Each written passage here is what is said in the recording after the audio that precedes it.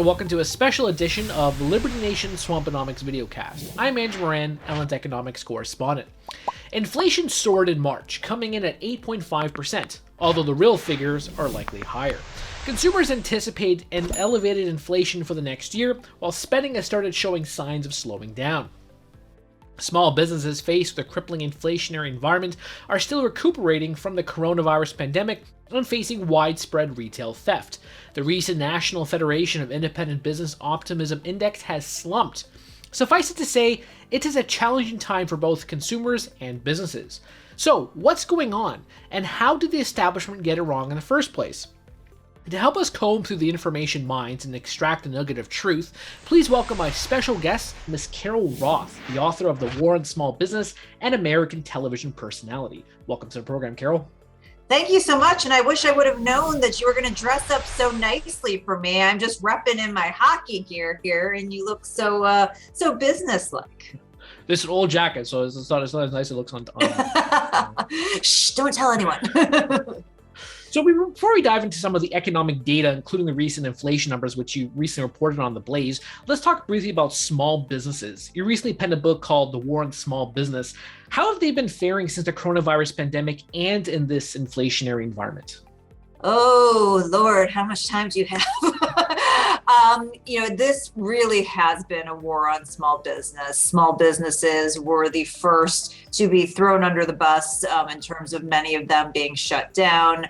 On a long-term basis, they were not compensated anywhere near what they should have been for the subjugation of their property rights. And certainly being of smaller scale, they didn't have the balance sheets and the wherewithal to weather, all of the insanity that went on for so long and the long tail issues that are coming out of it, like you mentioned, inflation, labor market disruption, supply chain, that were all caused by these insane policy decisions. So as we knew back in the middle of 2020, 400,000 small businesses were murdered by government mandate. I can tell you that is a real number because even the Biden administration picked up on it. So we know that was sort of the minimum at that point.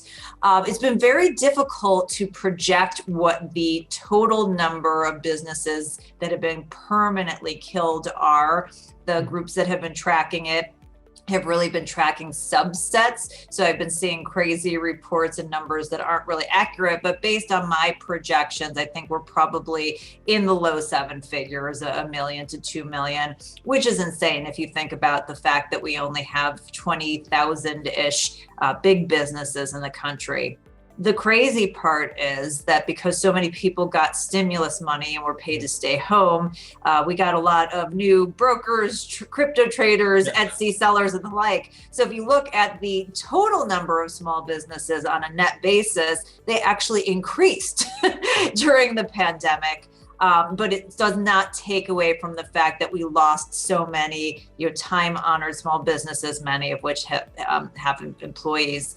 And then on the inflation front, we've just seen first it was labor and supply. Now it's inflation, which are just crushing small businesses. Again, if you're a larger company, you can kind of rationalize, you might be able to cut back in certain areas or maybe shut down an underperforming location. If you're a small business, you may only have that one location to contend with. You may not have the extra capacity. You might not have the ability to pass along price increases to the customers. So all of the challenges that small businesses went through and just, taking one after another on the chin, it's just been a really, really tough time. And that's why we continue to see small business optimism wavering.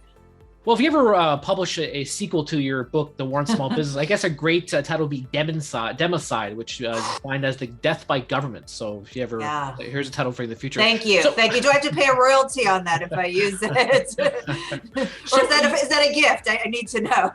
Hey, you're appearing on my show, so there you go. Perfect. That's our barter. Hopefully we don't have a taxable event here.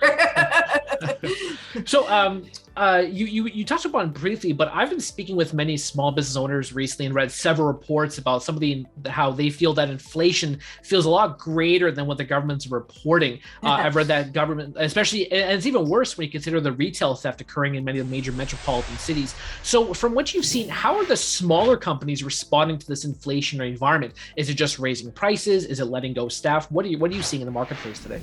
Yeah, I mean, first of all, there's no doubt that the inflation numbers are underreported. We've had change of methodologies in the 1980s and the 1990s, and all kinds of gaming the system. And there's a good reason for that. It's because the inflation, in fact, impacts things like cost of living adjustments for Social Security. Mm-hmm. So if they showed the actual number, the government would be on the hook for a lot more. So I think we can all agree. We've all been shopping. We all know that it's more. In terms of what small businesses are having to do, it's a big challenge. If you take like a restaurant, for example, they're having to project out what it's going to be, because they can't just raise prices necessarily from one day to the next. They have to do things like Chef Gruel of Slapfish told me. They have to print menus, they have to change their point of sale system, they have to kind of rejigger things. So they really have to be forward looking, and then also assess what kinds of things the customer will actually pay for, because we know that there is some point where you raise the prices where the customer doesn't feel like they can either afford it or they're going to make some sort of a substitution. So that's becoming a big challenge. It's interesting on the hiring front, it's not so much letting people go as it is a hiring freeze.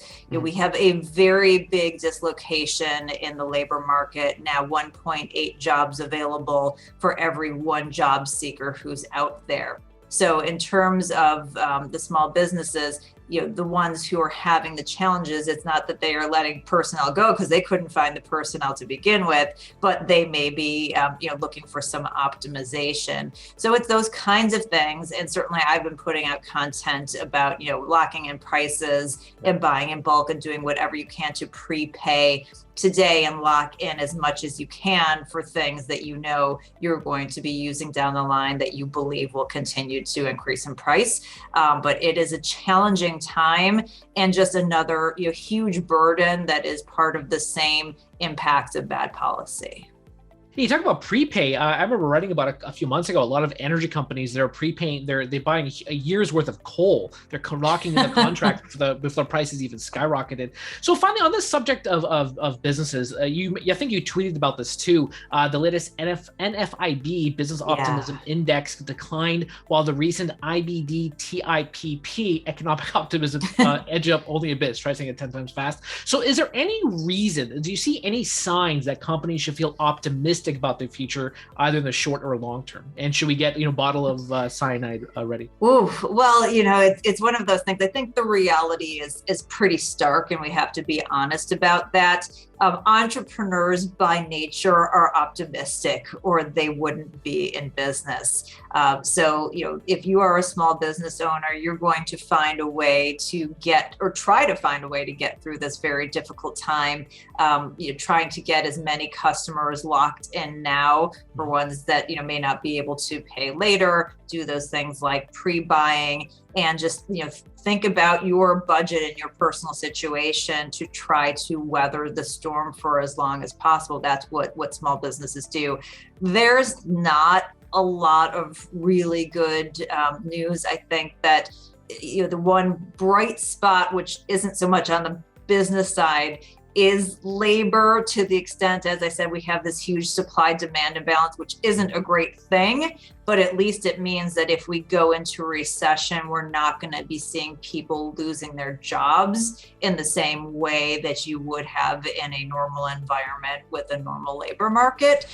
So that's like a very little silver lining, but we'll cling to anything that we can right now. So we'll get a year's worth of Pepto-Bismol and prepare for it. We're going to need it. Thank you, Carol.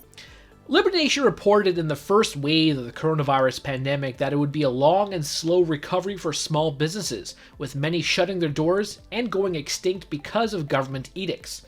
Is this the end of mom and pop shops in favor of the cold and sterile big box corporate stores? Stay tuned for part 2 of our interview with special guest Carol Roth, where we discuss inflation. Thank you. We're doing it for real, really real. Liberty Nation. And Jeff Charles, contributor for LibertyNation.com. I think we're starting to make an impact. Liberty style, fighting for freedom. The tracking poll sponsored by Liberty Nation for Thursday. Mentioned by Dan Bongino, Rasmussen, Jordan Peterson, and I others. can do it again if you want me to. Cited in Mark Levin's American Marxism. I think we're starting to make a really big impact. Get noticed. We're doing it. Rock on.